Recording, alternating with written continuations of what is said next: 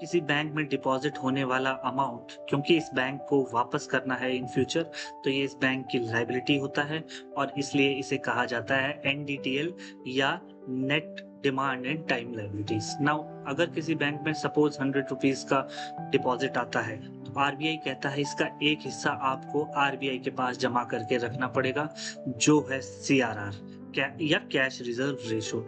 इस पैसे पे बैंक को कोई इंटरेस्ट नहीं मिलता। इसका एक हिस्सा जाता है एसएलआर या स्टैट्यूटरी लिक्विडिटी रेशो के फॉर्म में। इस पैसे को बैंक्स को या तो गवर्नमेंट सिक्योरिटीज में इन्वेस्ट करना होता है या अपने पास कैश में रखना होता है या इन फॉर्म ऑफ गोल्ड, और इस पर अकॉर्डिंगली बैंक्स को इंटरेस्ट मिलता है। इसके बाद जो पैसा बैंक्स के पास बचता है वो कहलाया जाता है एएनबीसी या adjusted net bank credit.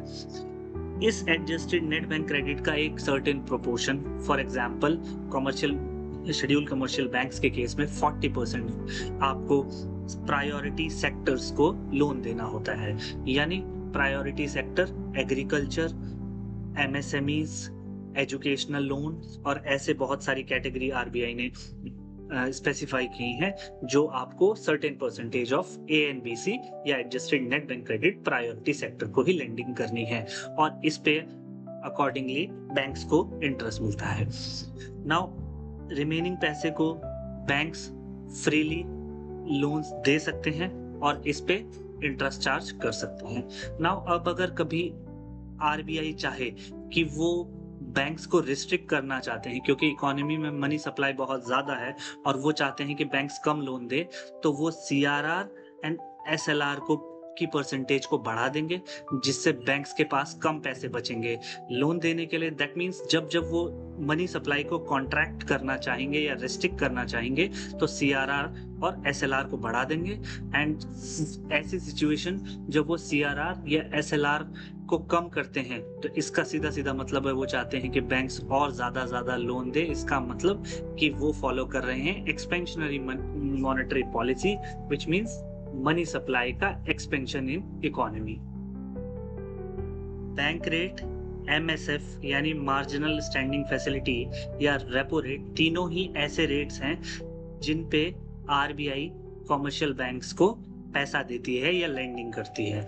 Bank rate तब जब बैंक को लॉन्ग टर्म के लिए पैसा चाहिए, एमएसएफ तब जब उन्हें इमरजेंसी पैसा चाहिए, और रेपो रेट तब जब वो शॉर्ट टर्म के लिए पैसा चाहिए। यानी अगर हम immediate short term to long term की तरफ जाएं तो MSF emergency lending, repo rate short term lending and bank rate long term lending.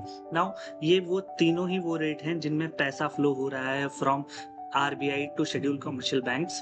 तो इन तीनों रेट्स को ट्वीक करके भी आरबीआई मनी सप्लाई को रिस्ट्रिक्ट कर सकती है। फॉर एग्जांपल अब आरबीआई का ऑब्जेक्टिव है कि हम इकोनॉमी में क्योंकि बहुत ज्यादा मनी सप्लाई हो गई है तो हम क्रेडिट रिस्ट्रिक्शन करना चाहते हैं, बैंक्स आगे कम पैसा दे पाए, तो हम इन तीनों रेट्स को अगर ऊपर बढ़ा देंगे तो बैंक्स के पास ऑटोमेटिकली एबिलिटी टू लेंड कम हो जाएगी क्योंकि उन्हें पीछे से पैसा महंगा मिलने लगा। सिमिलरली अगर आरबीआई का ऑब्जेक्टिव होगा टू एक्सपेंड मनी सप्लाई और increase amount of money in economy, तो वो इन तीनों रेट्स को कम कर देगी, जिससे बैंक्स के पास अब ज्यादा पैसा अवेलेबल होगा लेंडिंग के लिए।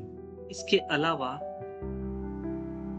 रेपो रेट, एमएसएफ या बैंक रेट ऐसे रेट थे जिन पे आरबीआई पैसा दे रही थी या लेंडिंग कर रही थी बैंक्स को, बट रिवर्स रेपो या एसडीएफ वो रेट हैं जिन पे आरबीआई लोन लेती है कमर्शियल बैंक्स को।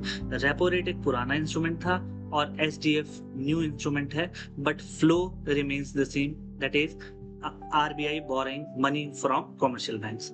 अब अगर आरबीआई चाहती है कि इकोनॉमी में मनी सप्लाई कॉन्ट्रैक्ट हो या कम हो तो वो ज्यादा बोरोइंग करने लगेगी इन बैंक से। दैट मीन्स इनसे महंगे में लोन लेने लगेगी, जिससे लोगों के लोन देने की क्षमता इन बैंकों की कम होगी क्योंकि वो ज्यादा पैसा आरबीआई को दे रहे होंगे।